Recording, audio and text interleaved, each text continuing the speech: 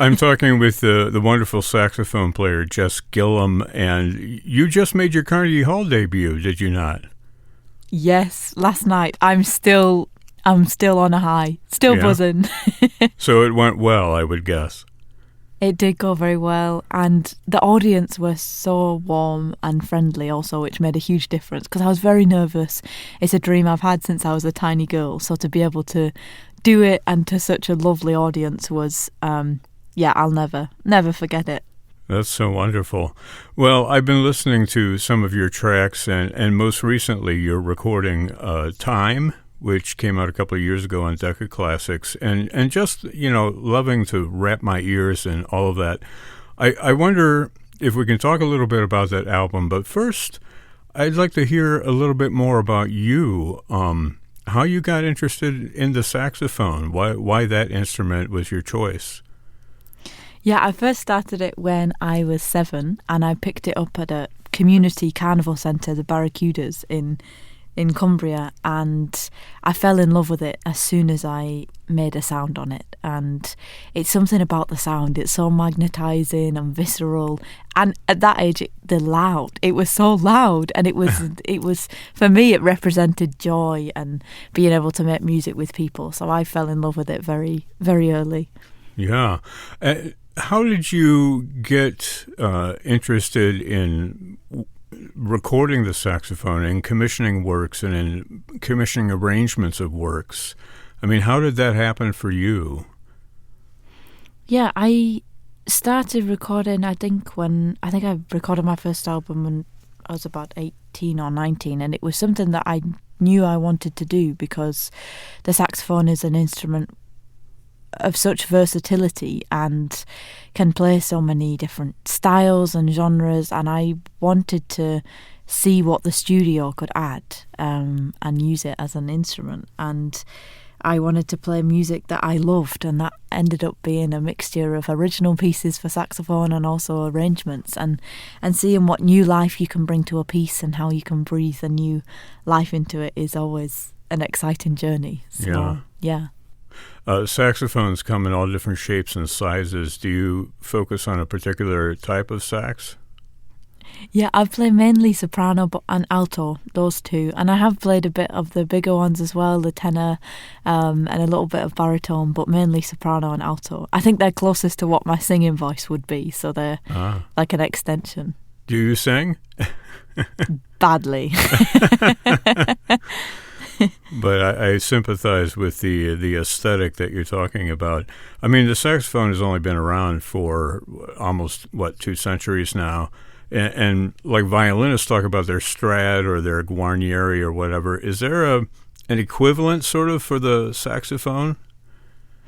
Well, I play Yanagisawa, and they're a Japanese company who handcraft almost every single element of the saxophone.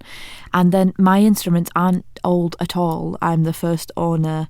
I think my alto is the oldest, and I think it's about 5 or 6 years old.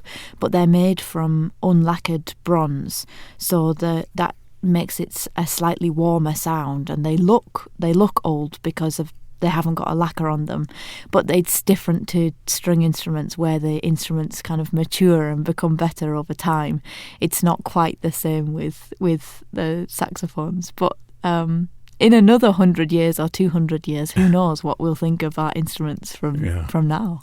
Hang on to that instrument. It'll be known as the ex-Gillam saxophone, right? In a couple 100 years. Let's talk about the album Time, because there's some great music on here and really wonderful arrangements. I listened to that Max Richter piece of yours on the nature of daylight. That's a piece that has been in movies, but we usually think of it as like the string world, and the saxophone is so expressive in that work. I wonder if you can talk a little bit about some of the tracks on this disc and the way that it was tailor-made, I guess, for your performance.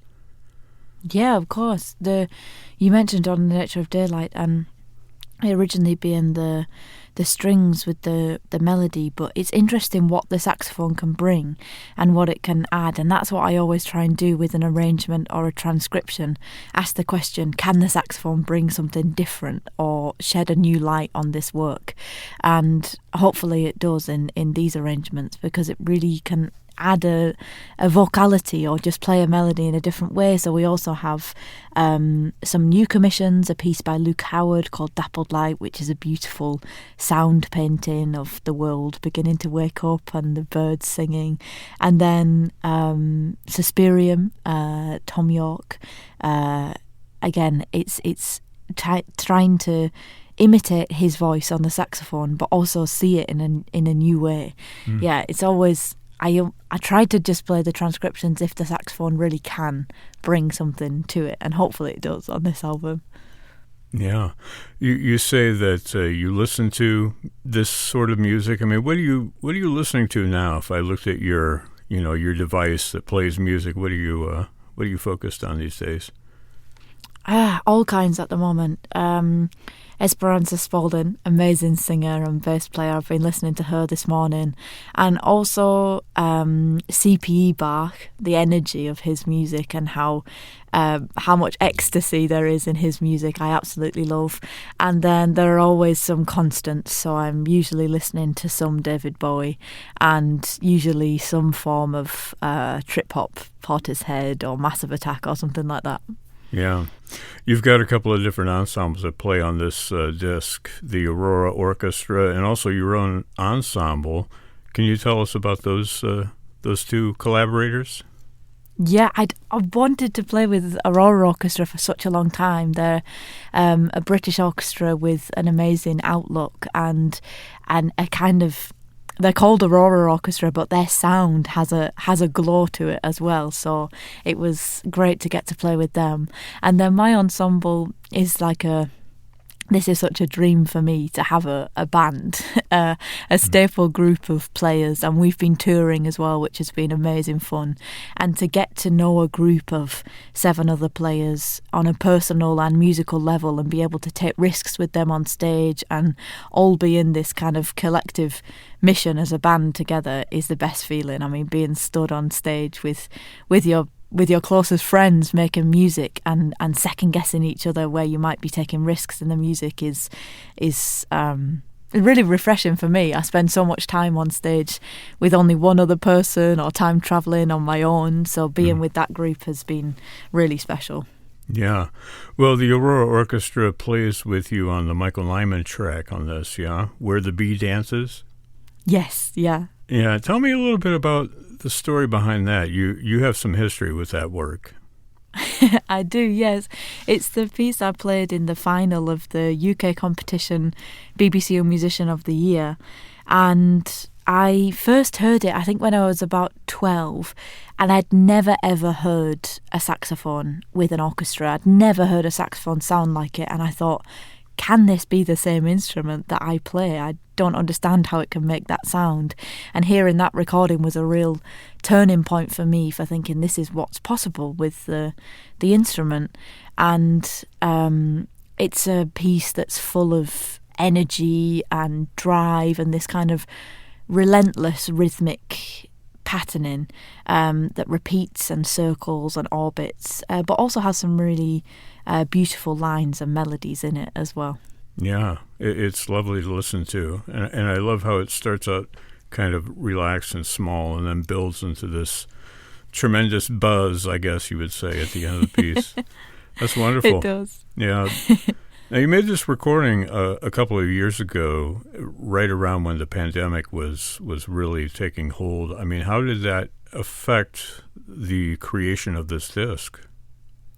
Yeah, it was a strange, because we'd recorded all of the music, I think maybe 2 or 3 weeks before the UK went into lockdown.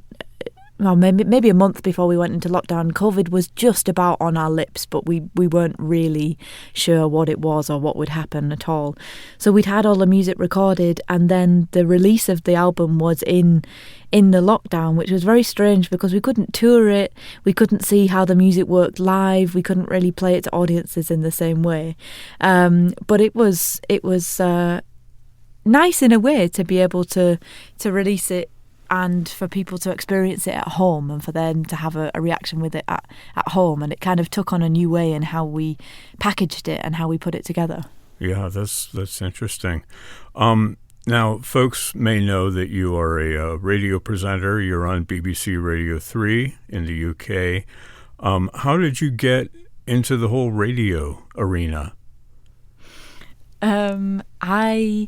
I love talking, which seems to follow me around. I love talking to people and finding out their stories and chatting to them. I'll try and talk to anybody. But I took part in the BBC Musician competition, and I think they'd picked up on my kind of love for talking to people and finding out people's stories, and they'd asked if I would make a podcast for their programme for BBC, and I did, and that was about being a young musician, and we got to interview some amazing guests, Simon Rattle, Pekka Kuusisto, and we'd interview them on each aspect of the life of a young musician. And then that kind of came to a close, and they said, would you be interested in maybe working on a weekly programme? And I said I would love to.